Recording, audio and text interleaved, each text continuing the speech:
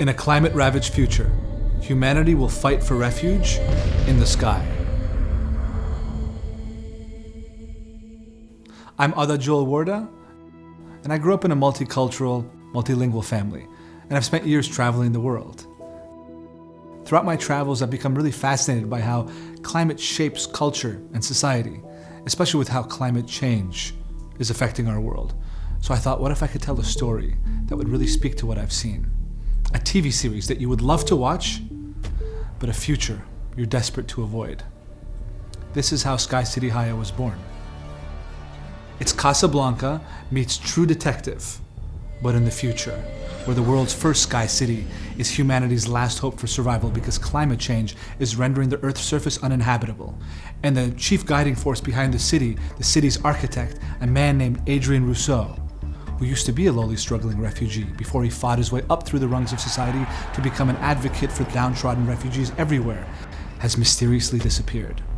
So his wife hires her former lover, a bounty hunter who finds missing people to locate him before the city falls from the sky and drives humanity to extinction. Our protagonist, this brooding bounty hunter, his name is Azan, and he's a very clever navigator of this dystopian world of 2248 because he speaks multiple languages. He straddles the worlds of the rich and the poor. And his secret weapon, which makes him one of the best, is a psychological condition known as synesthesia. This effectively makes him a really good human lie detector.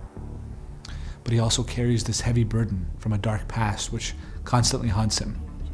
His objective is to travel across this world and locate deported Sky citizens because each of them has a story to tell that will ultimately lead Azan to our missing architect Adrien Rousseau.